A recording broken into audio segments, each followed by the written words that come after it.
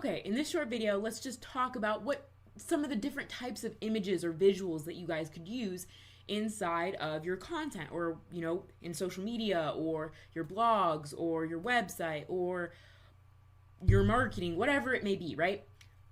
All these different types of images that you guys can use. So first of all, yes, there's photos. That's one of the most popular types, right?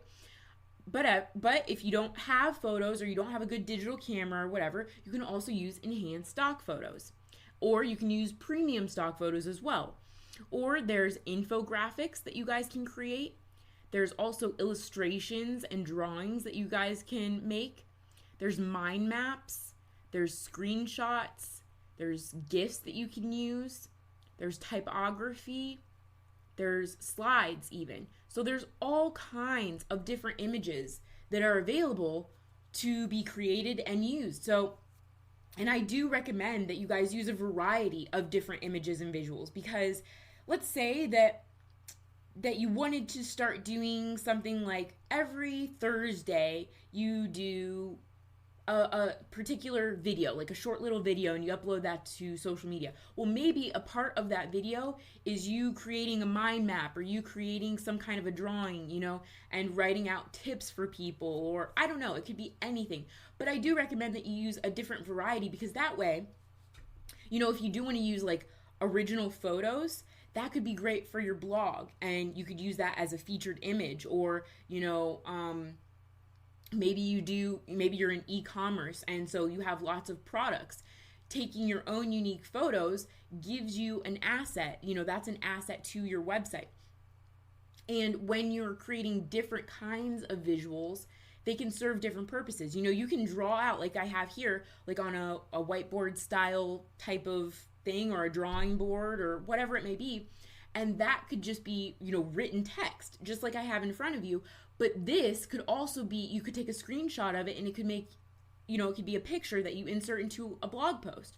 So there's a lot of different ways that you guys can use all these types of visuals and images. That's why it's good to use a varying variety of different types, so that way they can be used for a number of different things. Also, a good reason to use a variety of different types of images is because you're going to attract different types of people based on whatever the image is. So, when maybe let's say someone is searching inside of Google Images and they are looking for social media tips.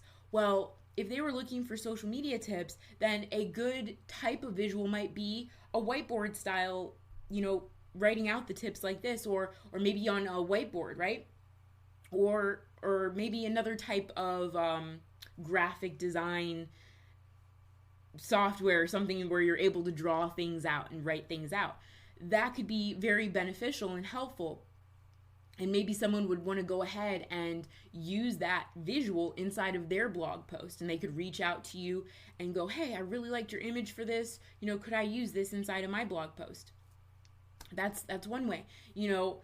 GIFs are really good for gathering, capturing attention. So I like to use GIFs at like the top of a blog post when I'm trying to reel in my reader, right? So there's different ways and there's different purposes behind all of these things. For mind maps, maybe you're trying to give someone an overview of, maybe it's a certain type of marketing, and you want to show them how it links to other types of marketing. So that would be a good way to give people overviews of large concepts, and then you could break it down into smaller concepts. Infographics are awesome, and they work really well for social media, because on social media, people like to be visually stimulated. They don't really like to sit there and read a bunch of text.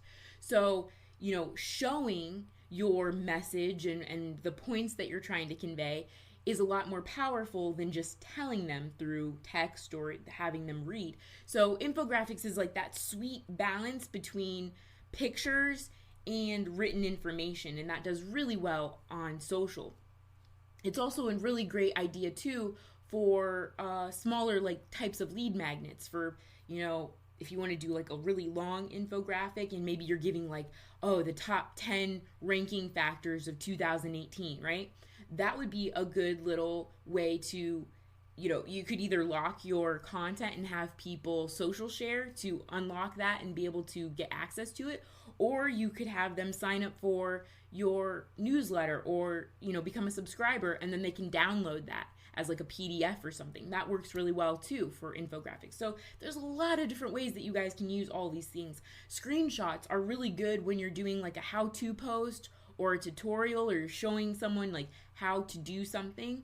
So I really like to use screenshots or screen captures for those particular things. And then typography type images are just good if you need some filler and you need a quick image and you want to just be able to insert something quickly. Or they're also really good if you want to break down a concept and kind of give other ideas that may be related to that particular topic. So for example, let's say that you want to make like a typography like word cloud, and those are really cool because it associates other topics and ideas together with whatever you're discussing. So for example, like social media, maybe some other words that would be closely related would be things like blogging or vlogging or video marketing or SEO or image optimization, right? So those could all be other surrounding smaller words that you include around social media marketing. So there's a bunch of different ways that you guys can use these things. Also,